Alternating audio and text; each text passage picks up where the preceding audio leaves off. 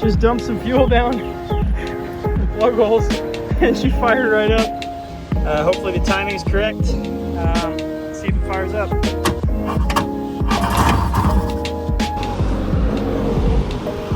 I feel like a pro.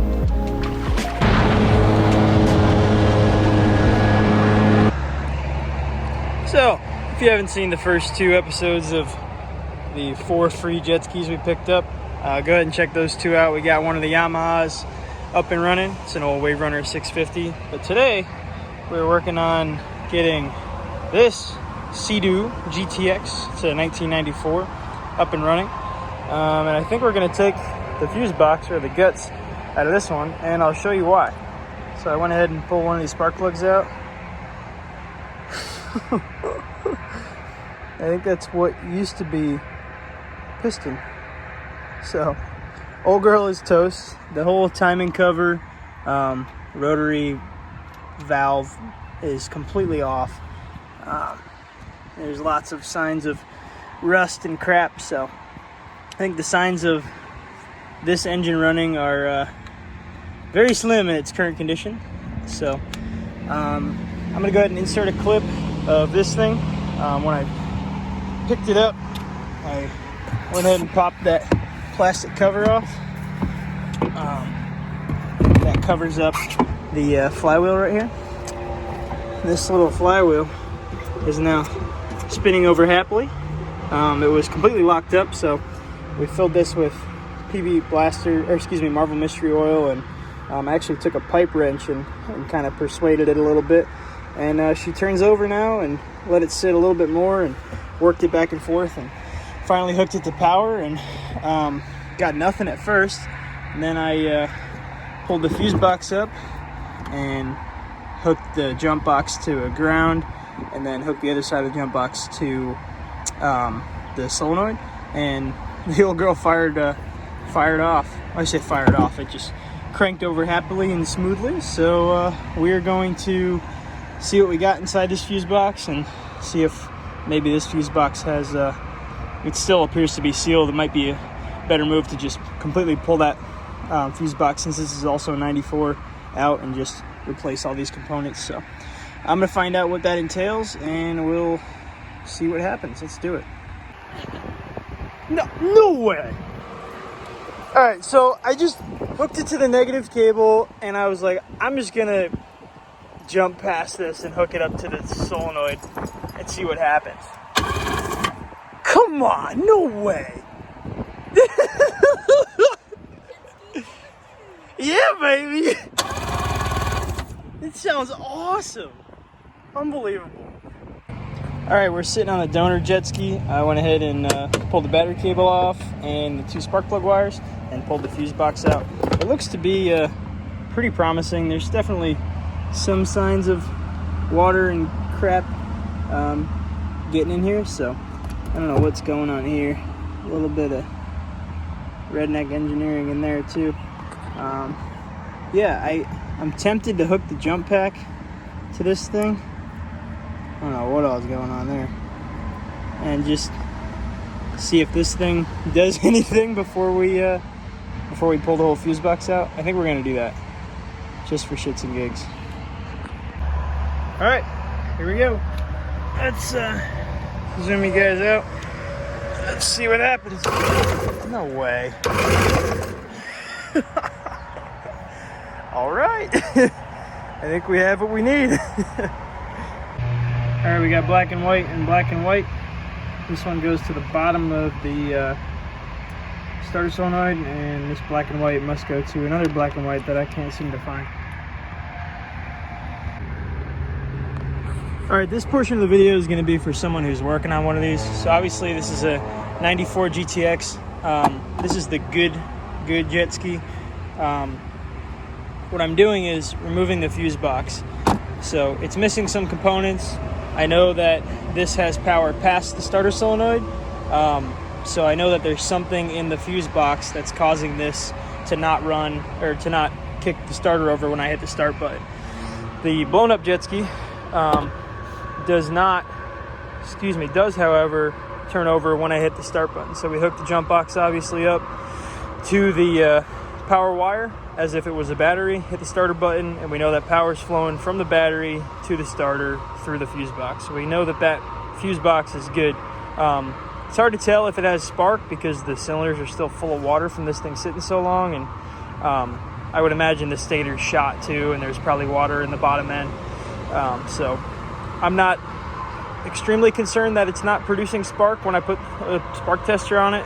I think we might just be waterlogging plugs and not get any spark, so I'm going to take the risk. But like I was saying, this portion of the video, if you want to go ahead and skip ahead, I'm just going to show people who are working on these how this wiring diagram, so to speak, translates to that fuse box and which of those 4 threaded bungs, which wires go to which. So let's get into it. All right, so it seems like there's a whole lot going on in here. Once you stare at it from long enough, you get a little more comfortable. So on this bottom end, so to speak, we've got a power wire right here that goes to your battery. And then obviously it goes inside, comes up to the top post right here at the starter solenoid. Then you've got your 2 plug wires that go to your coil, and then your coil plugs into what we're going to get into soon. So I'm going to go ahead, because I know that this is going to stay with me, I'm going to leave these plug wires plugged into the coil and the power wire. I'm just going to reuse that in the next one. It looks to be pretty ugly, so I think we might switch that out last. It looks like it snapped off and was welded back on, so we might switch that out after we get everything over, but I don't want to complicate things too much. So let's start with this top bung right here. So right now we've got this threaded portion right here. We're going to go ahead and loosen this up, and there's going to be some kind of a silicone cap inside here like this that keeps water from seeping in through the top. And then behind that we have a black and a white wire coming through right there. There's 2 black and white wires. So where do those go, you ask? Let's find out.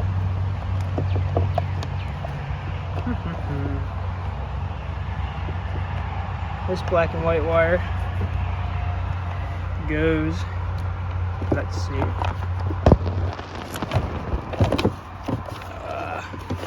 that's better. So this black and white wire, that's pretty self-explanatory, plugs in to another black and white wire right here that goes into a yellow and black, and then we've got this black and white wire here plugs in to a white and black wire and a solid white down here. So we're going to go ahead and unplug these 2 and these 2, and then we're going to go ahead and slide this whole piece out. All right, now you're done with 1 out of 4, so we're going to go ahead and toss that out of the way and move on to the next one.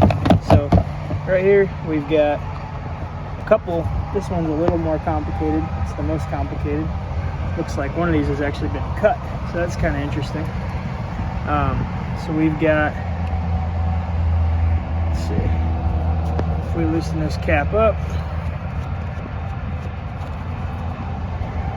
we've got a solid yellow coming in to a solid yellow. We're going to unplug that. And a black and yellow going into a black and yellow. It looks like those go into this little block right here. Okay. And then we've got a ground going to the top post right here, solid black. And then we've got a black and red right here going into a black and red that goes to the coil and to this little fuse block here. So we can go ahead and disconnect all 4 of those. I wonder what happened with the solid white, but it seems like we're still getting power, so we're gonna send it. This might have been the reason why we weren't getting any spark too, because this is a stator wire right here. I mean, one of the stator wires. So we got these out of the way. We'll go ahead and toss those to the side, move on to the next one. This one's pretty simple. We're gonna zip this other power wire. This goes down to the starter, and it comes off the forward post, forward being the side that has the 4 threaded knobs. So let's go ahead and pop that off, and we'll pull that wire through. Okay, we've got the starter wire out of the way. That was our 3rd bung. And then our last one here looks like a red with black stripe, kind of hard to see, and a black. So that red with, that makes sense. Okay, so it's a red with purple stripe. The red with purple stripe goes to red with purple stripe and purple. So we're gonna go ahead and disconnect those. That one right here, and looks like this might be another ground. Let's see. Oops, sorry, I should probably show you guys. This grounds to the front of the coil. So we'll go ahead and disconnect those 2 next. Okay, now that leaves us with our last 2, and that's coming from the top. These 2 are closed and must be for a different model that they use the fuse box. Also use this fuse case for. So the last thing we've got, I'm gonna start with this left one, if you will. We've got a purple and black and yellow, and also a black. All right, so starting with the purple comes in, comes down to that purple and red that we just disconnected. So we'll go ahead and disconnect that one. And then we've got a solid black, and if we chase that solid black, should be the same one right here, correct? Let's see. Yep, so solid black goes down to the front of the starter post, solenoid post in front of it, down here, that grounds out. And then our black and yellow, shout out to my man Wiz Khalifa, comes up right here and connects to this other black and yellow one that's going out. So that looks like it's going to get a little complicated, because we also have another black and yellow, but that black and yellow is longer, and it goes down and has a female end, well, I should say a male end, into the black and white, but it's also black and yellow. So good stuff. All right, I've got a fuse box. Let's go ahead and plug it all back in reverse. Let's see.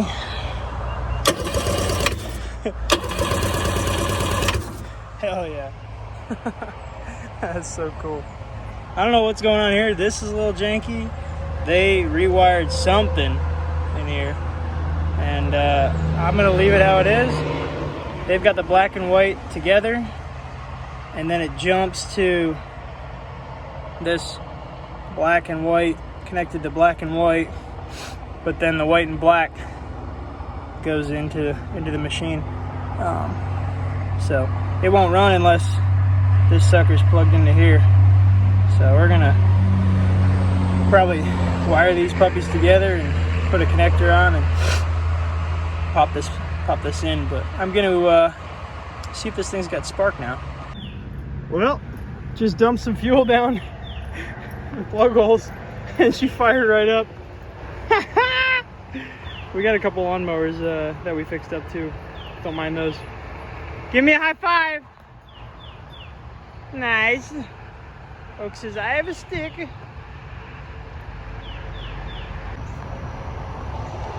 All right, so we got oil in the oil tank.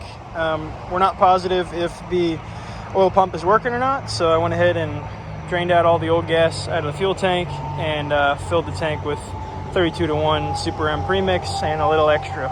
So worst case scenario, she's gonna smoke a lot. I'm sure some nerd out there is gonna say, oh, don't do that, you're gonna blah blah blah, and you're probably right, but God forbid, I'd rather have more lubrication than not enough. So let's see what happens. All right, that's a good sign.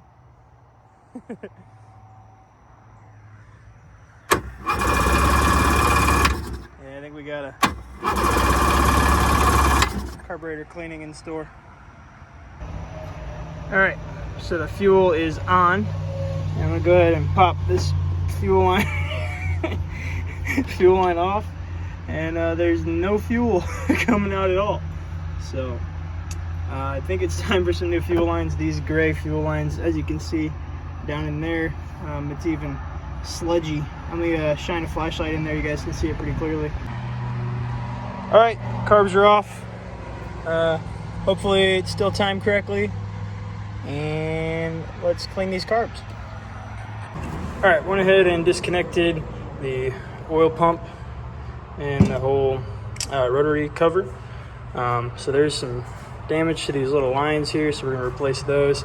This is scored here, and they recommend replacing this with a resurfaced one, but we're just gonna send it. Worst case, it's no better than the one situation we've got now, and it ran like it was, so they'll say you'll get a little blow by with it like that. So we're gonna take these carbs apart, clean them up.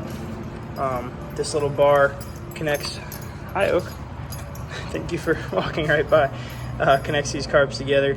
So first thing we're gonna do is pop this fuel line apart. There's actually little filters in here too, so let's do it. All right, so I've got this sucker apart a little bit. So I went ahead and took these 4 screws off, and what pops out is this with a rubber gasket, and there's also a fuel filter that I was talking about before that slides right in there. In case you can't tell, this thing is absolutely disgusting. So a carburetor rebuild kit is probably in store. So we're going to remove these air screws and the fuel screws just to get everything out of the way. So I'm going to go ahead and count how many rotations inward these are, and then back them all the way out. And then we'll stick this in the hydrosonic cleaner. It's not really that dirty, but before we do any of that, we're going to further disassemble this. So this is what you'll see when you pull this cover off. This diaphragm sitting in there, face up like a target. Pull that out. This is still in pretty good shape, but you've got your needle in there. So we're gonna go ahead, pull this screw out, and then pull the little this little rotator, if you will, rocker, and the pin out, and the needle itself, and we'll throw all that garbage in there too. All right, we cleaned out the ultrasonic cleaner. We're gonna go ahead and toss the non-rubber parts in. So I went ahead and removed the diaphragm and all that garbage, but instead of dousing this with carb cleaner, we're just gonna let it soak. We should be able to fit both carbs in here. And I'm gonna throw the needle in here too. It'll probably just fall through, but this little piece too. And then I'm gonna disassemble the other carb, throw it in here as well.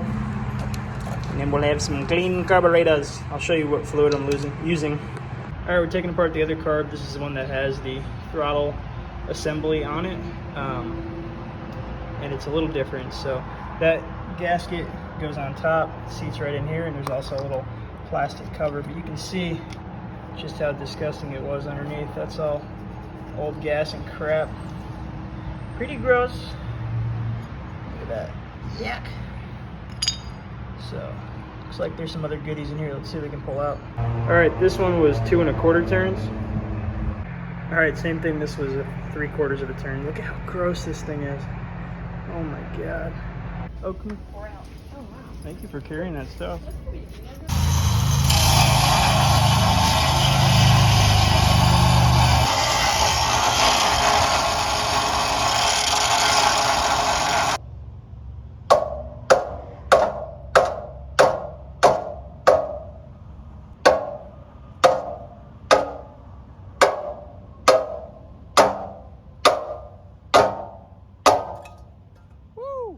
All right, this line right here goes to the front left post. This line right here coming off the far side of this filter goes up here to the bottom connection. Oops, try not to bump you guys. What else do we have? This filter line closest to us is what the main fuel line goes into. And then, what else do I have disconnected? Nothing. That back line right here, which I'm about to take off, goes to, looks like, let's see.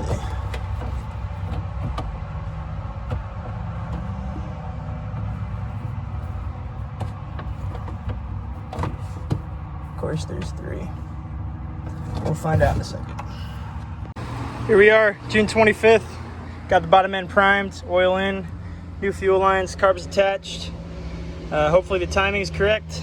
Let's see if it fires up. That's a good sign.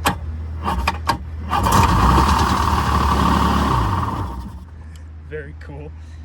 Let's see if it's getting fuel. Alright, here we are underneath again. This is mostly a video from me, but this bottom one goes to the line that's got the fuel pump or fuel filter on it. This one closest to me goes to back left, and the one furthest from me, closest to me, furthest from me, goes to, let's see, front right. Cool. We got some safety chains, came in the mail. Started painting the front of the trailer too, just for fun. Got 4 brandy new used tires. Miraculously, they're all the same size. Pretty exciting stuff. $100 for 4 tires and a spare. And they're all pretty decent. Pretty cool. All right, so I pulled the tank out. This is the fuel pump, which is missing the float. And you can see it floating around in the bottom there somewhere. I guess you can't see it, but the good news is we got a parts machine. And this one's broken too. It's 2 a.m. Actually, it's 2:27 a.m. I had the realization that I may have switched 2 of the lines. I did. We got fuel now. And we almost pumped and primed all of the oil into our system. We're gonna be riding this thing tomorrow. I am so excited. First real fire up. Here we go.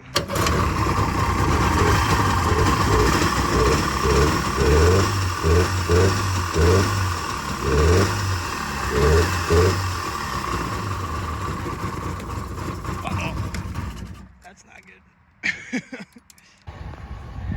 Well, I'd like to see a regular human try and transfer jet skis from one trailer to another trailer without water. You gotta be a special kind of redneck. June 26, 2022, maiden voyage.